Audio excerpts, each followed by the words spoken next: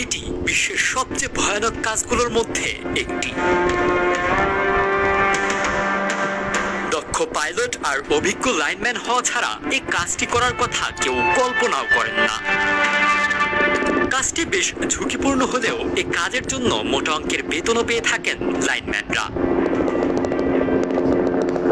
তবে খুঁটি বেয়ে ওঠার বদলে কেন হেলিকপ্টারে বসে লাইন মেরামত করছে তারা? সাধারণত বৈদ্যুতিক লাইনে সমস্যা দেখা দিলে মেরামতের জন্য সড়ক পথে যন্ত্রপাতি সেখানে নিয়ে গিয়ে লাইন মেরামতের কাজে লেগে পড়েন মিস্ত্রিরা। কিন্তু যখন এমন কোথাও সমস্যা দেখা দেয় যেখানে সড়ক পথে যাওয়ার কোনো ব্যবস্থা নেই, তখনই মাথায় আসে হেলিকপ্টার লাইনম্যানদের কথা। শুধু দুর্গম পথে যেতে না পারার কারণেই নয়, বিশ্বের উন্নত দেশগুলোতে হেলিকপ্টার দিয়েই বৈদ্যুতিক লাইন মেরামতের কাজ বেশি করানো হয়।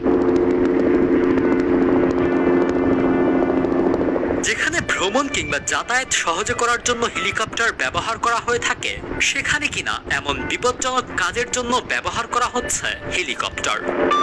একে তো হাজার হাজার ভোল্টের বৈদ্যুতিক লাইন, তার উপর হেলিকপ্টার থেকে ঝুলে নিজের ভারসাম্য রক্ষা করা চারটিখানি কথা নয়।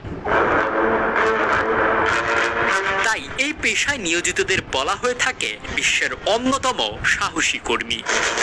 প্রশ্ন হচ্ছে, ভয়ানক এই কাজের জন্য কত টাকা বেতন পায় তারা?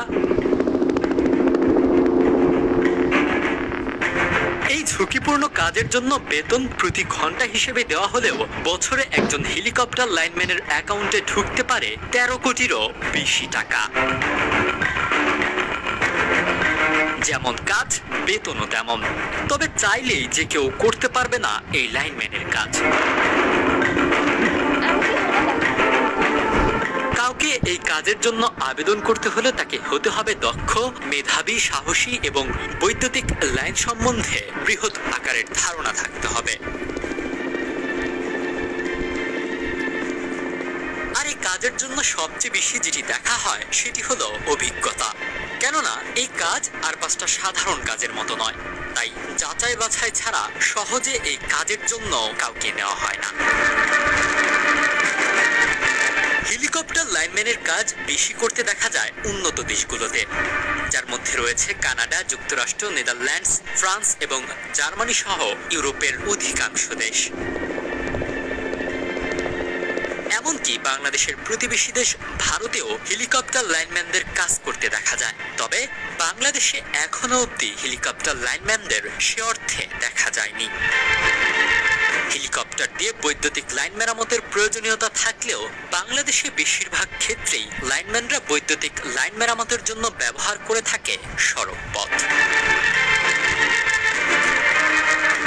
বাংলাদেশে এ কাজের জন্য জনবল চাহিদা নেই বললেই চলে। তবে যুক্তরাষ্ট্র, কানাডার মতো দেশগুলো কয়েক মাস পরপরই এ কাজের জন্য নিয়োগ বিজ্ঞপ্তি দিয়ে থাকে। যুক্তরাষ্ট্রের যে কোম্পানিগুলো নিয়োগ বিজ্ঞপ্তি দিয়ে থাকে তাদের মধ্যে অন্যতম হলো Air two PLC, Summit Power Line Services, Haverfield এবং কোয়ান্টা সার্ভিসেস। এদিকে বিদ্যুৎ খাতের অভিজ্ঞজনদের মতে হেলিকপ্টার লাইনম্যান পেশাটির প্রয়োজনীয়তা ভবিষ্যতে সব দেশেতেই দেখা দেবে।